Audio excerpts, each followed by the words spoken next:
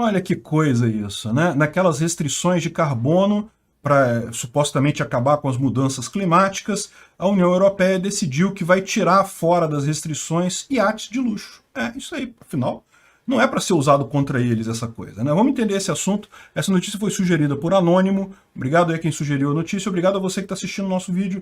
Se você gosta do nosso conteúdo, por favor, deixe o seu like, se inscreva aqui no canal, né? Pois é, meu amigo, é aquilo que eu falo para vocês, esse negócio de mudanças climáticas e tudo mais. O pessoal fez lá a COP26 para discutir as soluções para a mudança climática, vamos reduzir o carbono, coisa e tal. Foi todo mundo lá para Glasgow de jatinho, né? Bacana. Aliás, jatinho também aqui, ó, olha só. Jatinho também, private jets também são isentos das taxas lá de carbono, né? Lógico, né? Pô, meu amigo, o carbono que eles querem acabar é com você, é você que eles querem eliminar nessa história de acordo climático, COP26, né? Você é o carbono que eles querem realmente acabar. Para eles não, pô, os ricos líderes e donos do mundo aí vão continuar andando no jatinho dele. Como assim aumentar imposto para mim? Não, não pode. Jatinho tá fora desse acordo. Iate também, ó. Iate também vai ficar fora, né? Porque, segundo eles, não, é uma fração muito pequena e coisa e tal, não faz diferença.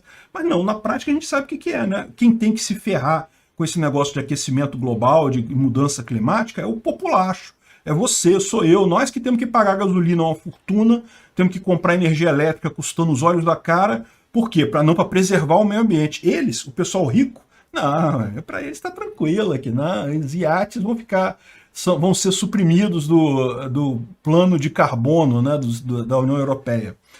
É o que eu falo para vocês desde o início. Esse negócio todo não tem lógica nenhuma quando você olha pelo lado da ciência. Mas faz todo sentido quando você olha pelo lado da política, né? A esquerda mundial já virou há muito tempo a grande aristocracia política. A aristocracia política é, hoje em dia, a esquerda. É o pessoal que fala de mudanças climáticas, que fala em igualdade de renda, não sei o que lá. Mas fala essas coisas da boca para fora. Eles estão cagando para essas coisas, na verdade. Você acha que eles estão realmente preocupados com gás carbônico? Senão eles não teriam iates de luxo, jatinhos de luxo e coisa e tal, jatos privados e coisa e tal. Não, eles continuam usando do mesmo jeito, não muda nada. Olha o DiCaprio. O DiCaprio, né, falou, encheu a boca para falar, não, que mudanças climáticas são importantes, que temos que fazer a nossa parte. Depois pegou o iate de luxo dele e foi passear no Caribe. Exatamente, é hipocrisia desse pessoal, é o que eu falo. Vocês estão entrando nessa lorota de mudança climática, de não, vamos cooperar, coisa e tal. Não, eles só querem o seu esforço. O deles, eles estão nem aí para isso, olha só. Não, foda-se, deixa para lá. Continua do jeito que está aí, não tem problema nenhum, não. Ah, vamos fazer a COP26, vai todo mundo de avião lá para Glasgow para discutir como gastar menos gás carbônico, como emitir menos carbono. Meu amigo, se tivesse alguma lógica científica por trás disso, eles faziam por videoconferência, faziam por Zoom. Não, vai todo mundo lá passear de jatinho lá na Escócia para bater papo sobre como vão sacanear as outras pessoas com esse negócio, né? E aí você fica vendo na pele o que significa esse desejo dessa elite socialista mundial para evitar mudança climática. Significa você pagar mais caro na gasolina, você pagar mais caro no gás, você pagar mais caro na energia elétrica, porque é isso que se resume no final das contas. Ah, vamos proibir a geração de energia elétrica do tipo XYZ. O que vai acontecer? Vai encarecer a energia elétrica. Você tem agora menos geração de energia elétrica para o mesmo consumo. Oferta e demanda, pronto, a energia sobe. Ah, não, mas tem que fazer energia eólica, não sei o que lá, não sei o que lá. Ok, mas meu amigo, não adianta, esse negócio não é tão eficiente quanto as outras formas de gerar energia, não gera tanta energia o suficiente, como a gente está vendo aí, os preços estão subindo absurdamente. Isso afeta o pessoal rico? Não, para eles, conta de luz mais cara. Para quem tem um jatinho, meu amigo, você acha que o nego fica fazendo conta de luz? Não, o problema de conta de luz é para mim, para você. Para eles não, eles estão nem aí para esse troço aí. É o que eu falo. Houve uma época em que a esquerda era contra os ricos, eram revolucionários, queriam derrubar o establishment. A esquerda agora, eles são o establishment. Olha só o que está por trás desse negócio de mudança climática. Olha só, um americano de Nova York comprou $10 de uma criptomoeda e depois entrou na justiça exigindo indenização de 122 milhões de dólares. Vamos entender esse assunto aqui, esse assunto realmente é bem preocupante. Essa notícia foi sugerida por Marcos, obrigado a quem sugeriu a notícia, obrigado a você que está assistindo o nosso vídeo. Se você gosta do nosso conteúdo, por favor, deixe o seu like, se inscreva aqui no nosso canal, né? Pois bem, olha que coisa estranha, né? O cara botou 10 dólares numa DeFi, numa moeda de DeFi, né? Chamada Pool Together. O que é essa Pool Together? Ela é uma DeFi, né? Uma Decentralized Finance. É um algoritmo escrito puramente na rede lá do Ethereum. Então não tem pessoas gerenciando o algoritmo roda sozinho e coisa e tal. E ele gera lucro ao aplicar o montante que foi investido nele. Então todas as pessoas, um monte de gente comprou lá a moeda lá da Pool DeFi, da Pool Together, e aí então ele tem um capital que ele fica investindo em outras coisas, e quando ele tem o rendimento desse capital, é um rendimento muito alto. Mas ao invés de ele dar um pouquinho de rendimento para cada pessoa que botou o dinheiro ali, ele sorteia uma pessoa e essa pessoa ganha uma bolada nisso daí. Então é uma espécie de loteria que você participa, você bota um dinheiro na loteria junto com um monte de outras pessoas, esse dinheiro é investido e o lucro desse investimento é sorteado entre uma das pessoas que faz parte do pool, né? Essa é a ideia, tem um monte de projeto DeFi desse jeito, não é o único, né? Tem vários desse tipo aí, mas aqui a gente começa a entrar no problema que está por trás dessa história toda, né?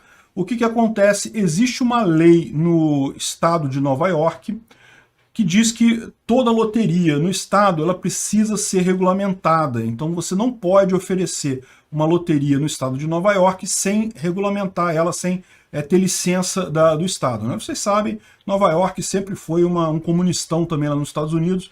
Aqui no Brasil também a gente não está muito diferente, você não pode oferecer uma loteria sem ter registro aí em algum lugar. E qual que é o problema disso daí? O cara comprou a loteria, comprou moeda pela internet, mas alegou, olha só, eu estou em Nova York e eu comprei a moeda. Então, no final das contas, eu participei dessa loteria. Então, essa loteria é ilegítima. E mais do que isso, essa lei lá de Nova York, é lógico, foi uma coisa feita lá para outros tempos, né, para outra época, dizia o seguinte: todo mundo que comprar um bilhete para uma loteria inválida tem o direito de processar essa loteria exigindo o valor de todos os bilhetes que foram vendidos por essa loteria. Lógico, isso daí era uma forma de lá atrás incentivar as pessoas a denunciarem loterias ilegítimas, né? Imagina aplicando isso ao jogo do bicho aqui no Brasil. Se você for na justiça contra o jogo do bicho, você vai receber não só o seu dinheiro do seu bilhete de volta, mas o de todo mundo que participou da loteria, você tem direito a ele também, né? Incentiva bastante a pessoa a denunciar esse tipo de esquema. E foi exatamente o que o cara fez. Ele pegou uma lei de 1600 e lá vai pedrinha e aplicou essa lei ao protocolo DeFi. E, em tese, ele tem uma chance realmente de ganhar esse processo, tá? Esse processo foi iniciado, não sabemos o resultado dele ainda, mas como eu disse, né, a lei está aí, de fato, ele participou de uma loteria em Nova York, uma loteria que não é regulamentada pelo Estado, e ele tem o direito de denunciar isso daí e exigir o valor de todo mundo que entrou na loteria, que é exatamente o pool total da moeda, que, né, são 122 milhões de dólares. Né? Então, esse cara que fez isso, que entrou com essa ação, ele é advogado da senadora Elizabeth Warren, que é uma esquerdista conhecida lá nos Estados Unidos, foi presidente da Câmara lá durante muito tempo. Ela não gosta de criptomoedas, ela é contrária a criptomoedas, então tudo leva a crer que essa ação aí é justamente o grande objetivo disso daí, muito mais do que ganhar 122 milhões de dólares, lógico, todo mundo gosta disso, mas lembra, lá nos Estados Unidos esse negócio de justiça é muito caro. Esse cara botou uma grana para fazer essa ação aí, tá? Não é barato isso. Então, tudo indica que é muito mais uma operação para tentar, de novo, controlar as criptomoedas por via legal, né? A gente falou sobre isso no Bitcoin outro dia, eu fiz um vídeo aí explicando aquele caso daquelas ações, daquela Tulip Trust, lá das Ilhas Seychelles, que estava querendo responsabilizar os desenvolvedores do Bitcoin como se fossem donos do Bitcoin. E eu falei que tem pouca chance disso dar certo, disso realmente ir a alguma coisa, mas sem dúvida alguma é um problema esse tipo de judicialização. Existe um risco do Estado estabelecer realmente um precedente muito perigoso aí, né? Porque se Se o Estado define que então o desenvolvedor é o dono do Bitcoin, então os caras têm que indenizar os Bitcoins que foram perdidos por essa pessoa, isso gera um precedente terrível. Ninguém mais vai querer ser desenvolvedor do Bitcoin, né? Não tem problema, o Bitcoin não acaba. Provavelmente ele vai começar a ser desenvolvido de forma anônima, não mais de forma pública, como é hoje, mas certamente isso gera um problema para o Bitcoin. E aqui a gente vê um outro problema. É o que eu falo para vocês, né? O Bitcoin, ele ainda é bastante descentralizado, ele é a mais descentralizada de todas. Então, por isso aquela ação lá tem pouca chance de dar certo. Essa daqui, DeFi, embora se chame Decentralized Finance, se você olhar todos esses algoritmos que tem por aí, tem uma equipe por trás, tem uma empresa por trás. E nesse caso, particularmente da Pull Together, existe uma empresa chamada Pull Together Incorporated, em Delaware. Pull Together Inc., uma corporação de Delaware que está por trás dessa moeda. Então, ou seja, isso não é descentralizado, gente. Alguma coisa ter descentralizado no nome não quer dizer que seja descentralizado. Ou seja, é o que eu falo do Ethereum mesmo. A Ethereum também é uma moeda centralizada. Tem quem mande na Ethereum, né? O famoso print que tem por aí do Vitalik Buterin falando, não, para a transação aí. Como é que alguém fala para a transação aí para uma moeda, pô? Se alguém pode falar isso, a moeda tem dono, pô. Enfim, o que aconteceu nesse negócio aqui é isso, né? Eles estão explorando, e isso daqui é uma chance maior de dar certo. Eu não sei, o processo ainda vai rolar. Certamente eles vão tentar se defender nisso daí, mas repara como que aqui é muito mais fácil. Aqui eles processaram a empresa, olha só, tem uma empresa que gere a moeda lá do Pull Together. E dessa forma, a grande maioria das iniciativas DeFi são todas assim. É tudo uma empresa por trás, então não é descentralizado no final das contas, né? O algoritmo pode até ser, mas a empresa em si, a iniciativa em si, não é. E lembra, se o governo mandar essas empresas assim, o cara vai ter que obedecer e vai ter que mudar o algoritmo. E daí pronto, não tem que cobrar imposto nesse negócio aí. Não tem o que o cara fazer, vai ter que botar alguma forma de cobrar imposto ali. Então é aquilo que eu falo, eu acho que o DeFi é uma ideia excelente e esse DeFi que existe hoje em cima da plataforma Ethereum é uma coisa ótima, por quê? Porque está servindo como um laboratório de testes para o DeFi de verdade, que vai vir com uma segunda camada do Bitcoin. Esse sim eu apostaria minhas fichas. Por quê? Porque parte de uma plataforma de fato descentralizada. Vai demorar. Vai demorar porque no Bitcoin tudo demora justamente por ser descentralizado, mas a gente já vai aprendendo as coisas aqui com o DeFi que está ocorrendo aí na Ethereum, né? Veja, eu não estou dizendo com isso que você não consiga ganhar dinheiro com Ethereum, ou não consiga ganhar dinheiro com a DeFi. Eu acho ótimo, acho excelente. Dá para investir, aqui é investimento mesmo, porque você está botando dinheiro em alguma coisa que deve render juros, que deve render lucro, né? Então dá para investir nisso daqui, se você acha interessante. Agora, numa visão de futuro, lá na frente, eu vejo muito mais solidez, muito mais capacidade de um DeFi baseado no Bitcoin do que qualquer outra coisa. Qualquer outra moeda não vai ter uma fração da descentralização do Bitcoin, né? E esse Pull Together, meu amigo, vamos ver como é que vai ser a coisa, mas sem dúvida alguma é um problema. Pessoal, vamos falar sobre a Lei Rider da Espanha, que foi uma tragédia lá para os entregadores lá na Espanha. 1/3 do pessoal que trabalhava com entrega perdeu o emprego lá. Vamos entender esse assunto. Essa notícia foi sugerida por Eloís, Éder Sena e várias outras pessoas. Obrigado ao pessoal que sugeriu a notícia. Obrigado a você que está assistindo o nosso vídeo. Se você gosta do nosso conteúdo, por favor, deixe o seu like, se inscreva aqui no canal, né? Pois bem, aqui está explicado o desastre da Lei Rider. 10 mil entregadores pararam de trabalhar com entrega simplesmente porque agora, lá na Espanha, pela lei, você tem que fazer uma contratação formal de entregadores de aplicativo. Ou seja, o que a Espanha fez lá, o equivalente aqui no Brasil seria obrigar o Uber Eats, o iFood e outras empresas do gênero a assinar a carteira de todos os entregadores que trabalham lá. A expectativa seria, olha, que ótimo, né? Vamos resolver, vamos acabar com a precarização do trabalho, não sei o que lá. Você está vendo um monte de esquerdista falando isso. É lógico, o governo na Espanha é absolutamente esquerdista, né? De extrema esquerda. E, lógico, fizeram essa besteira, estão querendo fazer aqui no Brasil também. Recentemente, o Bolsonaro sancionou uma lei que permite alguns tipos de seguro, né? Obriga o pagamento de seguro e coisa e tal. o que já fez a Uber Eats ir embora daqui. Lá também, quando entrou essa lei, que é muito mais pesada que a daqui, tá? Daqui foi só obrigação de seguro, não tinha todo o peso da contratação formal. Lá não, lá é a contratação formal, carteira assinada para ser entregador. O que aconteceu? Várias empresas simplesmente meteram o pé e foram embora. Olha, o nosso modelo não é viável desse jeito. Então, as que ficaram, no final das contas, acabaram adotando outras formas de organização. Tipicamente, o Uber Eats lá, eles estão fazendo um acordo com grupos de pessoas, então você junta um grupo de entregadores, aí vocês formam uma empresa que decide entre vocês aí como é que vai pagar a cada um, e aí o Uber Eats contrata essa empresa dentro das regras anteriores. Então na prática não muda nada, continua a mesma coisa, só que agora você tem todo mais uma dor de cabeça, as pessoas que fazem entrega, de criar uma empresa, de ter que repartir o dinheiro lá, pode dar um monte de confusão, tem que pagar mais imposto, então, ou seja, no final das contas só piorou para essas pessoas que continuaram lá.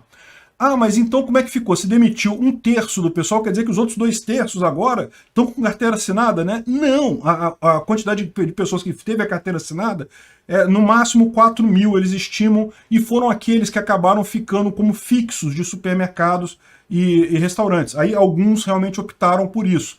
Ao invés de continuar usando o Uber Eats, lá eles não têm iFood, né? O iFood é específico aqui do Brasil. Lá é o Uber Eats, tem alguma Glovo, tem algumas outras empresas por lá. Essa Deliveroo foi uma que vazou, falou, não, isso aí não entrega nosso modelo de negócio, foi embora. A Amazon também demitiu um monte de autônomos que faziam entrega pela Amazon e agora está só com os contratados dela, então, ou seja, não gerou nenhum emprego novo com carteira assinada, apenas demitiu. Ou seja, no final das contas, piorou a situação totalmente. É o que eu falo para vocês. Legislação trabalhista, você pode até argumentar que ela tem talvez uma boa intenção, ela tem um interesse. Ah, não, vamos botar essa legislação de salário mínimo, porque realmente é muito ruim uma pessoa ganhar menos do que tanto, do que o suficiente para ela conseguir viver e coisa e tal. E eu concordo que é uma coisa triste isso, eu concordo que seria ótimo se todo mundo ganhasse um salário decente, coisa e tal, mas a verdade é que, na prática, quando você adota essas leis coercitivas, essas leis obrigatórias, você gera um problema. Sempre que você tem uma lei coercitiva sobre uma relação voluntária, e a relação de emprego é uma relação voluntária, essa lei coercitiva ela tem um custo, né? Ela embute um custo. Se ela tem alguma coisa para fazer, ela tem um custo ali. E essa lei coercitiva sobre uma relação voluntária vai fazer com que 100% das vezes quem paga o custo dessa lei seja a parte mais fraca da negociação, tipicamente o empregado. Por que isso? Porque é lógico, se ninguém precisa contratar ninguém, as pessoas só vão contratar se valer a pena. Como tem muito mais gente querendo ser contratado do que gente contratando, a parte mais fraca, ou a parte com menos poder de negociação, é o empregado. Ele acaba arcando com o custo. É o que aconteceu lá com o Uber Eats. Agora os empregados, as pessoas que faziam entrega, têm que se organizar em um grupo, formar uma empresa, estabelecer uma empresa para continuar prestando serviço para o Uber Eats. E aí agora todo esse custo de montar empresa, pagar imposto, não sei o que lá, isso tudo agora foi adicionado, né? A pessoa no final das contas agora está recebendo menos. Por quê? Porque em tese é o que determinou a lei lá, né? Uma das empresas, a própria Glovo, ela está bancando o caso contra o governo. Ela entendeu que, do jeito que ela está fazendo agora, não está abraçado por essa lei. Como é que ela coloca assim? Você entra no aplicativo dela, você quer trabalhar como entrega, você fala só, eu aceito fazer entregas no mínimo pelo valor de tantos euros, né? Tantos euros por quilômetro. Então eu só aceito se for esse valor. Se for menos do que isso, eu não quero pegar nenhuma oferta, não quero pegar nenhum caso, né? E aí pronto, eles estão entendendo, a Glovo está entendendo que dessa forma eles não estão abraçados por essa lei nova da Lei Rider, então eles continuam operando da mesma forma que eles operavam antes, e só que agora você vai lá, o entregador tem que ir lá e tem que dizer qual é o mínimo que ele aceita trabalhar antes de entrar no aplicativo, na hora que entra no aplicativo. Isso significa o quê? Se você botar um valor muito alto, ótimo, você só vai fazer entregas que tem um valor alto, mas ao mesmo tempo você vai acabar pegando poucas entregas, né? Se você bota um valor mais baixo, legal, você vai fazer mais entregas, mas vai ganhar pouco. Então, assim, no final das contas, o que eles estão falando é que justamente esse modelo, como a pessoa diz quanto que ela quer ganhar, isso não se enquadra na relação trabalhista que eles estavam pretendendo incluir na coisa. Agora, repara como é que isso se torna uma coisa ruim para o entregador também. Esses aqui, a maior parte dos entregadores está aqui, ó, dos que continuam empregados, estão na Globo nessa situação, ou seja, estão fora da lei Heider, embora isso esteja sendo contestado lá no Ministério do Trabalho, está tendo essa disputa aí, né? Repara como é que isso também piorou a situação para eles, porque embora eles continuem trabalhando do mesmo jeito que antes, agora eles têm que chutar um número. Se você chutar um número alto, você faz pouca entrega. Se botar um número muito baixo, você vai fazer muita entrega, mas vai ganhar muito pouco. Então, ou seja, o que antes era um algoritmo da própria empresa que já otimizava o melhor valor, né, dado a quantidade de pedidos que tinha na hora e coisa e tal, agora o cara que quer trabalhar ali tem que ficar chutando o número para ver o número ideal, para nem trabalhar por pouco demais, nem ganhar, nem ficar parado esperando uma entrega de valor mais alto, né? Piorou a situação para todo mundo. E olha só, essa lei Heider foi feita lá pela Yolanda Dias, que é a ministra do Trabalho ultra-esquerdista da Holanda, da Espanha. É a mesma que está conversando com Lula sobre reforma trabalhista. Olha essa merda vindo para o Brasil aí, hein? Eu não tenho essa preocupação, porque eu acho que não tem chance nenhuma de Lula ganhar a eleição esse ano. Aliás, eu acho que nem candidato ele vai ser. Mas olha o espectro que nos ronda. Pessoal, o prefeito do Rio, o Eduardo Paes, está cheio de brincadeirinha para cima do Bitcoin, diz que o Rio de Janeiro vai se tornar uma capital cripto, que vai investir dinheiro em criptomoedas, que vai aceitar pagamento de imposto em Bitcoin. Vamos entender essa história aí, por que ele está fazendo isso e se tem alguma coisa de bom nessa história toda aí, né? Essa notícia foi sugerida por JP Costa, William e mais um monte de gente. Obrigado aí ao pessoal que sugeriu a notícia. Obrigado a você que está assistindo o nosso vídeo. Se você gosta do nosso conteúdo, por favor, não esqueça de deixar o seu like e de se inscrever aqui no canal também, né? Pois bem, Dudu Malvadeza, também conhecido pela alcunha de Eduardo Paes, disse que quer investir parte do caixa do Rio de Janeiro em criptomoedas. Ele falou especificamente 1% do tesouro nesses ativos, e também quer fazer algumas outras iniciativas de adoção de criptomoedas, né? Ele falou isso porque está acontecendo aqui no Rio de Janeiro a Rio Innovation Week, uma feira ali no Jockey Club, na Gávea, em que tem um monte de inovação. Parece que tem o carro da Hyperloop da Virgin, tá lá, tem exposição, estão dizendo que tem isso tudo lá, né? Eu não vou poder ir nessa feira, eu até gostaria de ir, não vou poder ir porque vocês sabem, eu não me vacinei, então como está proibido a entrada de não vacinados, eu não vou poder ir. Mas eu estou pensando em mandar uns emissários lá para filmar alguma coisa e conforme for a gente faz um vídeo sobre essa feira, sobre as novidades todas que tem lá na exposição, né? De qualquer forma, nessa feira de inovação aqui no Rio, coisa e tal, o Eduardo Paes discursou e daí falou essas coisas todas aí sobre Bitcoin, sobre criptomoedas e coisa e tal, né? Então, como eu disse, são essas três coisas, resumindo o papo dele. Ele está querendo tornar o Rio de Janeiro uma cidade cripto e não sei o que lá, vai investir dinheiro nos ativos, vai fazer, parece que tem uma parte do Porto Maravilha, né, que é uma área enorme no centro da cidade que foi reformada e está vazia, ninguém está usando aquilo. Aliás, o centro da cidade do Rio de Janeiro está parecendo um cemitério de noite, não tem ninguém, não tem uma alma viva no centro da cidade do Rio. E então eles estão querendo usar essa parte do centro lá para fazer uma incubadora de empresas do segmento tech, não sei o que lá, enfim. O que a gente tira dessa história toda aqui em termos práticos, né? É mais uma vez aquela situação de político querendo usar criptomoedas para se promover, né? Já viram que esse tipo de coisa dá repercussão, e deu mesmo. Tem um monte de gente falando dessa iniciativa do Eduardo Paes, inclusive em canais estrangeiros. Isso é uma coisa boa para o político, né? Lógico, né? E não deixa de ser bom também para o Bitcoin, porque de certa forma também ajuda a sedimentar na cabeça das pessoas o quanto o Bitcoin funciona, que o Bitcoin existe, coisa e tal, né? Ainda tem muita gente que ainda associa Bitcoin com fraude, esse tipo de coisa. Esse tipo de iniciativa acaba ajudando o Bitcoin em fixar uma imagem menos conturbada nessa história, né? Agora, é lógico, na prática, a ligação entre Bitcoin e governos nunca é positiva em si, né? É a mesma coisa que eu falei lá de El Salvador.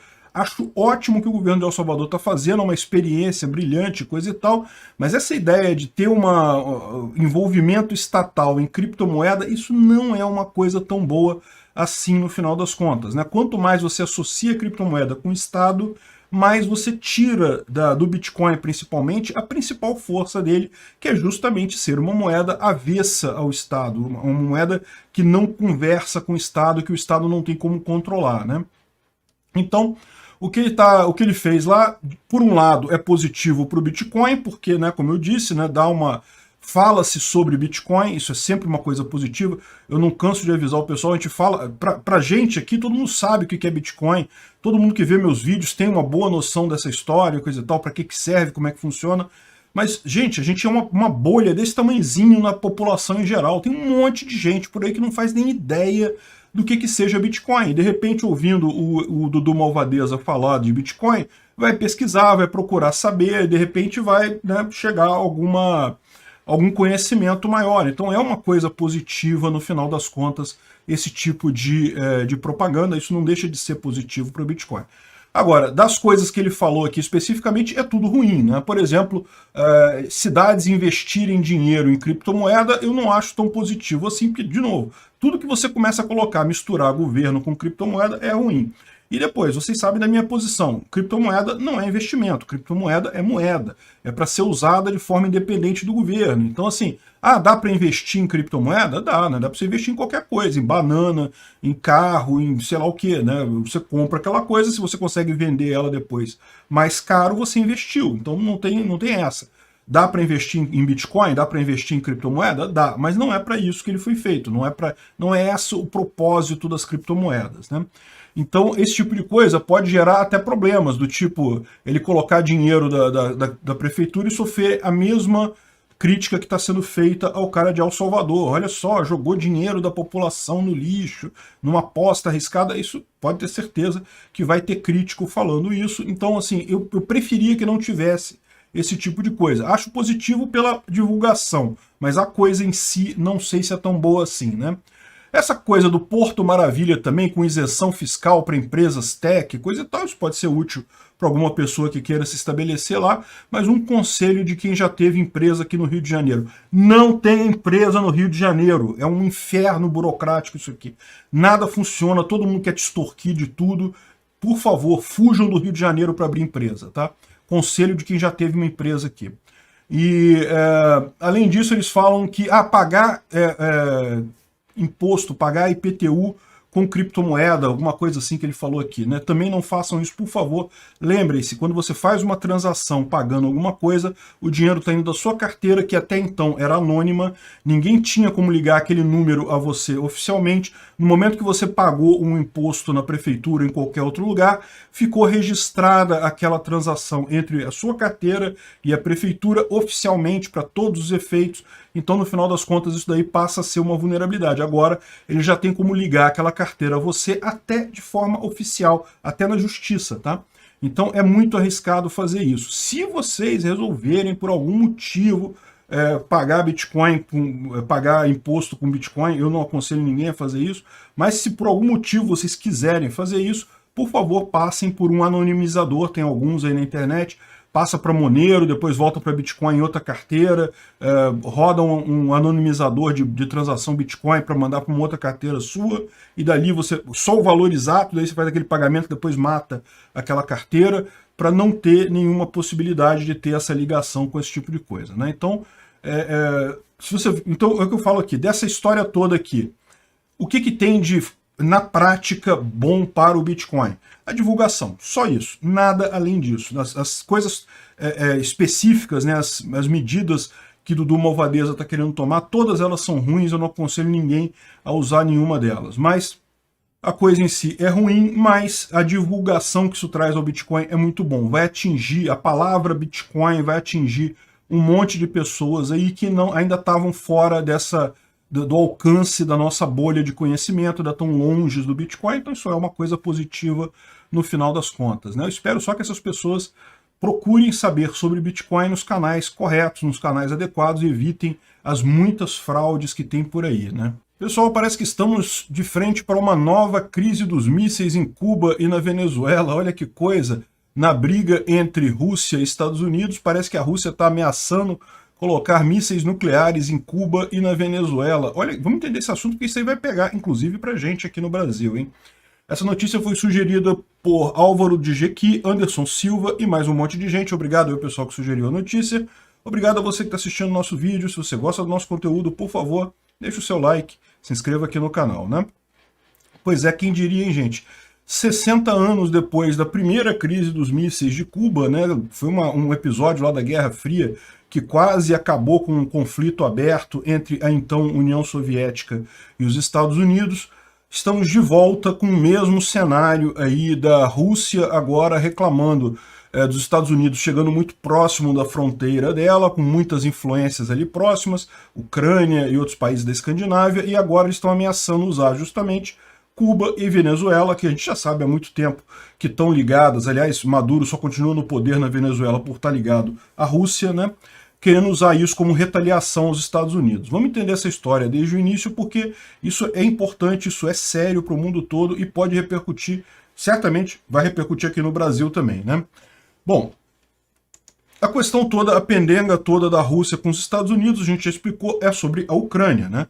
A Ucrânia sempre foi um país ligado à Rússia, porém, recentemente, a partir de 2014, se voltou mais para o Ocidente, quer entrar na comunidade europeia, quer fazer parte da OTAN, quer se ligar mais aos Estados Unidos. Isso foi alvo de vários protestos lá, o pessoal tirou o presidente do poder e coisa e tal. Então, esse é o ponto todo, é o início dessa intriga entre Rússia e Estados Unidos atual, né? Então, a Ucrânia quer partir para o Ocidente e a Rússia quer garantias de que a Rússia não está satisfeita com isso. Então, ela fez uma série de exigências, queria que a OTAN, que a Ucrânia não entrasse para a OTAN. Por que isso? Porque entrar para a OTAN significa receber armamento, receber treinamento, receber um monte de informação para a sua própria defesa. E, além disso, lógico, o Pacto de Defesa Conjunta. Ou seja, se a Ucrânia entra para a OTAN e se ela for atacada pela Rússia, ela passa a ser defendida por toda a Europa, inclusive pelos Estados Unidos. Isso provavelmente já vai acontecer hoje, tá? Mas aí ficaria uma coisa sacramentada em tratados, né? Enfim, o que a Rússia quer, a gente não sabe direito, estão dizendo, houve conversas de ambos os lados. Os Estados Unidos quer que a Rússia tire uma quantidade enorme de tropas que tem próximos da Ucrânia. A Rússia falou que faz isso se os Estados Unidos, se houver um acordo da OTAN, para não aceitar nem a Ucrânia, nem os países bálticos, nem a Finlândia, a Suécia, outros países ali próximos à Rússia de entrarem na OTAN. E nessa história está nessa tensão toda, né? Por enquanto, tiveram conversas entre ambos os lados e não chegaram a lugar nenhum, não chegaram a uma decisão desse tipo. E o que está nesse momento, né? A inteligência americana disse que a Rússia está preparando uma operação para justificar a invasão da Ucrânia. Segundo eles, a Rússia faria um false flag qualquer, diria que foi atacado por alguém para justificar invadir a Ucrânia, né? É uma besteira esse tipo de coisa, porque certamente a Rússia, se quiser, ela já está preparando para fazer isso há muito tempo, mas de qualquer forma o que se tira dessa imagem aqui é justamente o senso de que a Rússia quer invadir a Ucrânia mesmo, né? Os russos, por outro lado, estão reclamando que a paciência acabou, né? Não, que não sei o que lá, que o pessoal está querendo que a Rússia tire as tropas de dentro do território da Rússia, ou seja, as tropas estão dentro do território da Rússia. Até este momento não houve invasão de lugar nenhum, né? Não houve nenhum tipo de agressão direta e coisa e tal. E, ao mesmo tempo, estão falando que, olha só, se os Estados Unidos forem em frente com o plano de colocar a Ucrânia na OTAN, isso, na visão deles, justifica eles colocarem bases militares na Venezuela e em Cuba, né? O que está se passando neste caso, né? Como eu falei, a visão da Rússia é que a Ucrânia é muito próxima ao território russo, isso seria uma ameaça militar para a Rússia. Mas a verdade é que hoje em dia isso nem faria tanta diferença assim, porque hoje em dia a guerra é toda por mísseis, é toda por tropas especiais, então meio que proximidade física não é nenhuma coisa tão importante quanto já foi no passado. O que a Rússia está realmente brigando ali é porque ela está perdendo influência na Ucrânia. A Ucrânia é um país muito rico, tem muitas reservas de um monte de coisa lá. Houve uma época que tinha todo o arsenal nuclear soviético que ficava na Ucrânia. Hoje em dia não tem mais, eles devolveram tudo para a Rússia. Mas a grande visão aqui é essa, ou seja, a Ucrânia, a Rússia está se ressentindo de perder o apoio que possui hoje na Ucrânia. Durante muito tempo foi assim, né? E por que Putin faria uma invasão à Ucrânia? Né? Bom, pelo motivo óbvio que todo político faz essas coisas, para ganhar apoio popular. Né? O Putin lá na Rússia também, ele já está há muito tempo como presidente lá, como líder da Rússia. Ele é um cara que, embora tenha muita gente que goste dele no mundo todo, tem muita gente na Rússia que é oposição a ele. O Navalny, vocês lembram do episódio todo? Realmente o cara está com pouco poder na Rússia.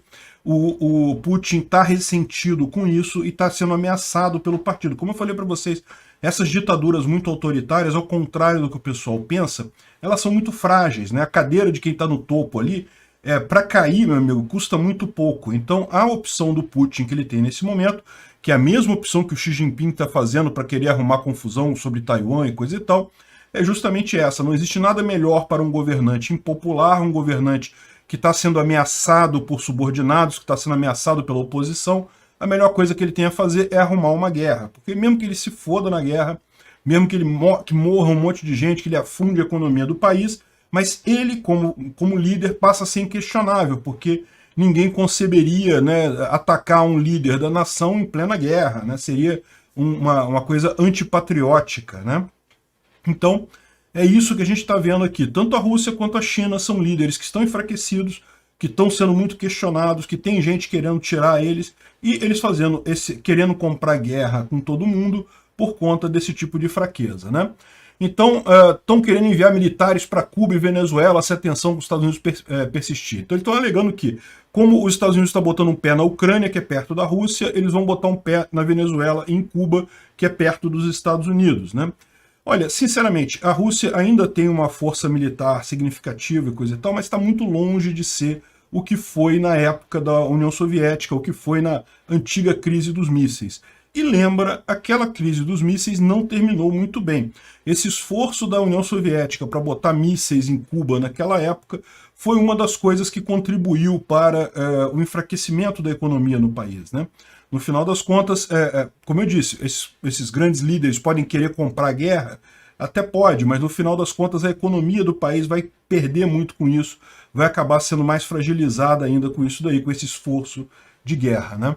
Ninguém duvida que Cuba e Venezuela aceitariam tais bases militares russas. Hoje em dia eles basicamente continuam de pé por ajuda russa. Se não fosse ajuda russa, o Maduro na Venezuela já teria caído há muito tempo, então eles certamente aceitariam isso. Mas a questão toda é, como eu disse, a Rússia não tem a força militar que já teve no passado. Consegue criar problemas? Sim, consegue criar problemas, mas é aquele negócio, não teria nem graça uma guerra entre Estados Unidos e a Rússia. Certamente seria muito pior para a Rússia esse tipo de coisa, esse tipo de investimento militar do que qualquer outra coisa. Né? Os Estados Unidos já falaram que vão agir de forma decisiva se a Rússia levar mísseis à Venezuela e Cuba. É lógico que a gente não está querendo dizer aqui decisiva militarmente, certamente estão falando de retaliação econômica, é o que está em jogo aqui, é o que eu falei para vocês. Eu acho que a guerra, nesses tempos modernos, ela tende a ser muito mais uma guerra de ameaça de retaliação, de bloqueio comercial, do que propriamente guerra física entre eles, porque isso seria caro demais para ambos os lados, né? Uma guerra atual seria realmente devastadora. Então, o que eu acredito que vai haver é mais esse jogo de xadrez, de ficar ligando aliados e coisa e tal, e mexe aqui, mexe dali, até acontecer uma coisa decisiva na Rússia, ou seja, ou até o Putin cair, ou até ele se sentir normalmente solidificado na posição de presidente lá na Rússia, que aí deve cessar essas animosidades aí, né? Agora, a grande questão é que nós vamos ser pegos no meio dessa confusão toda, porque o seu Jair vai para a Rússia, né? Ele foi convidado pelo Putin para conversas e coisa e tal, ele decidiu ir, ele vai lá e vai conversar com ele, e lógico, eu acho que tem que ir mesmo, conversar é sempre válido, até ele pode até cumprir um papel importante em pacificar essa história toda, em chegar a um meio termo adequado nisso daí, porque eu tenho certeza que o que Putin quer não é guerra, o que ele quer é se manter no poder. Então, vamos ver do que resulta isso daí, mas isso pode deixar ele em saia justa com os americanos, né? Como a gente viu, parece que o governo americano já reclamou dele estar sequer indo até a Rússia conversar com o Putin, porque isso estabelece uma ligação aí, pode dar um pouco mais de força no cenário internacional às posições russas, né? O Brasil agora está no Conselho de Segurança da ONU, ele é um dos membros não permanentes, está eleito, acho que por um ano ou dois ele vai fazer parte desse conselho. Então, isso é uma coisa que se torna um pouco mais sensível, mas vamos ver, né? Eu acho que conversar é sempre importante. A saída disso daí é a conversa, a negociação, não tem outra forma de sair disso daí. Ou então, o povo russo tomar uma ação decisiva lá e acabar com esse paspalho que está lá na Rússia já há bastante tempo. Há mais tempo do que deveria. Pessoal, a questão da vacinação das crianças está dando uma certa discussão acerca da obrigatoriedade, né? Ok, as vacinas estão aí, estão disponíveis, mas é obrigatório os pais vacinarem as crianças ou não? Vamos entender esse assunto. Essa notícia foi sugerida por Mestre Ari, Diego TTR e mais um monte de gente. Obrigado ao pessoal que sugeriu a notícia. Obrigado a você que está assistindo o nosso vídeo. Se você gosta do nosso conteúdo, por favor, deixe o seu like, se inscreva aqui no canal, né? Pois bem, como eu falei para vocês, do ponto de vista legal, o que existe hoje é uma determinação de que as vacinas estão disponíveis. Então, parece que a maior parte dos estados começa agora, a partir do dia 15, a vacinar as crianças. Cada estado, cada cidade tem o seu calendário de vacinação aí, né? Vai depender de onde você está. A questão é, vai estar disponível a vacina? A grande questão seria, você é obrigado a vacinar os seus filhos entre 5 e 11 anos? Ou isso é opcional, né?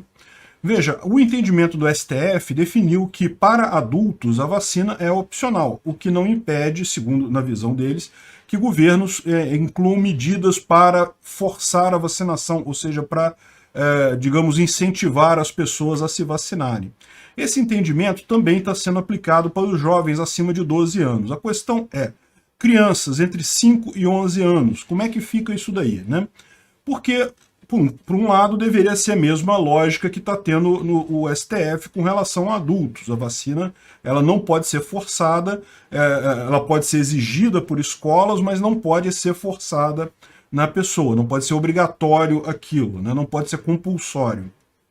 Então, mas algumas pessoas estão citando, principalmente alguns juízes de esquerda, estão citando o ECA, dizendo que os pais que não denunciarem os filhos, aqui, ó, tá aqui, ó, podem perder a guarda dos filhos, podem ser multados, podem ter problemas com a justiça, e estão alegando o que está no ECA. O ECA é o Estatuto da Criança e do Adolescente, uma lei que foi aprovada já há bastante tempo, 1990, lá na época do Collor, mudou muito nesse meio tempo, mas no artigo 14, ela fala aqui, ó, o Sistema Único de Saúde promoverá programas de assistência médica odontológica para a população infantil e campanhas de educação sanitária e coisa e tal. Artigo 1º, parágrafo 1º do artigo 14. É obrigatória a vacinação das crianças nos casos recomendados pelas autoridades sanitárias. Então, ou seja, nos casos recomendados pelas autoridades sanitárias, é obrigatória a vacinação das crianças. E aí, qual que é a grande questão aqui nessa história, né? Se a vacina da Covid é exatamente igual às outras vacinas, porque, veja, eu, como muita gente nesse caso, tenho uma opinião bastante clara. Ninguém aqui é contra as vacinas tradicionais que você tem por aí, vacinas para outras doenças, mas muita gente, eu inclusive, temos algumas ressalvas com relação a esta vacina particular da Covid, né? Não vou entrar nesse assunto aqui porque o YouTube não gosta da minha opinião sobre o tema. Fato é que existem muita gente com essa ressalva sobre esta vacina específica. E como você pode perceber, a lei dá margem a múltiplas interpretações, como é tradicional. As leis do Brasil são todas muito mal feitas e coisa e tal. Aliás, na verdade, esse é um problema de positivismo como um todo. Vocês sabem a minha opinião, acho que positivismo como um todo é uma coisa errada. Esse troço aí é uma besteira, né? Mas enfim. Olha só o que está dizendo aqui, né? É obrigatória a vacinação nos casos recomendados pelas autoridades sanitárias. Agora vem a questão, que autoridades sanitárias? Qualquer autoridade sanitária? Porque, veja, você tem autoridades sanitárias no nível municipal, no nível estadual, que podem recomendar isso daí. O entendimento que se tem majoritário na área é que seria o Ministério da Saúde, essa autoridade sanitária que ele se refere aqui. Então, o Ministério da Saúde deveria recomendar esses casos obrigatoriamente para que isso fosse obrigatório, isso fosse requerido pelo ECA, né? Então, o que o próprio ministro da Saúde explicou é que existem duas coisas aqui. Existe o SNI, que é o Sistema Nacional de Imunização, ou aqui no caso é o PNI, desculpa, é o PNI, Programa Nacional de Imunizações, que são as vacinações obrigatórias, aquelas vacinações que você toma, né, tríplice, tétano não é obrigatório, enfim, tem uma série de vacinas que tem lá no programa, todo mundo quando era criança tomou aquele monte de vacinas, quem tem filho sabe como é que é, tem que levar para tomar um monte de vacinas, essas são obrigatórias, essas fazem parte do PNI, e se você deixar de dar uma dessas vacinas, você está incorrendo realmente na quebra, né, está sendo contrário a esse parágrafo 1º do artigo 14 do ECA, né? O que o ministro da Saúde está avisando é que, na verdade, esta vacina do Covid está em outra coisa, no PNO, o Plano Nacional de Operacionalização da Vacina contra a Covid, que é um outro plano que é específico para a Covid e que, neste caso, não estaria abraçado pelo ECA, porque o ECA seria apenas o PNI. Mas repara, de novo, você tem a situação aqui que no ECA não fala qual plano que vai ser aceito ou não, né? Ele fala que é obrigatória a vacinação de crianças nos casos recomendados pelas autoridades sanitárias. Que as autoridades sanitárias que ele cita aqui é o Ministério da Saúde, isso já é mais ou menos o entendimento geral neste momento. Pode mudar, tá? Porque o STF já mudou vários entendimentos com esse negócio da crise da Covid. Não seria nada estranho ele mudar esse entendimento para dizer que autoridades sanitárias aqui seriam também as estaduais e municipais, né? Então, e aí a coisa seria outra. Agora, a questão toda é, mesmo sendo o Ministério da Saúde diz que aquilo ali se refere ao PNI e não ao PNO. E, de novo, há alguma dubiedade aqui, não fica muito claro isso daqui na lei, né? Ou seja, o resultado dessa história é claramente existem aqui um monte de gente, principalmente o pessoal pandeminium, o pessoal da esquerda, que quer obrigar você a vacinar seus filhos, que diz que se você não vacinar, você vai perder a guarda do filho, que você vai ter que ser multado e coisa e tal. E, de fato, o Estatuto das Crianças e Adolescentes, o ECA, ele prevê penas de multa, de perda do pátrio poder, né, do poder familiar, esse tipo de coisa, tem tudo previsto aqui, tá mais para baixo aqui os crimes e coisa e tal. Agora, tenha em mente duas coisas, tá? É muito difícil ser condenado nisso daqui. Um pai, para ser condenado pelo ECA, é algo muito complicado. Assim, eu estou pensando numa família funcional, uma família que tem tudo de certinho, coisa e tal, só não quer vacinar a criança, né? É uma excepcionalidade absurda. Pode acontecer? Pode acontecer. Se você pegar um juiz que seja um juiz pandeminium, um conselho tutelar pandeminium, vocês sabem, conselhos tutelares são eleitos, né? Então, se você pegar uma dessas pessoas, existe sim o risco de você ter um problema judicial mais sério aí. Eu acho muito pouco provável. Isso daqui parece muito mais uma pressão psicológica no pessoal do que realmente resultar em uma ação que efetivamente tire a criança de uma família. É lógico, eu estou considerando aqui uma família bem constituída, uma família funcional, coisa e tal. A gente sabe que, infelizmente, tem por aí muitas famílias que realmente as crianças não estão em boas condições, e aí, nesse caso, você pode até conseguir alguma coisa com base nisso, não por causa da vacinação em si, mas por causa de outros aspectos associados a isso também, né? Então, é evidente que essa chance de você perder a guarda do filho, ela existe, eu não estou dizendo que não exista, mas é uma chance muito pequena, muito pouco provável que isso aconteça, né? O que mais assusta nesse caso aqui é justamente essa história que eles estão colocando justamente como uma forma de pressão, dizendo, olha só, não, as pessoas têm que denunciar os pais que não vacinam seus filhos. Repara como é que isso entrega o fato de que eles estão querendo fazer uma campanha de medo, né?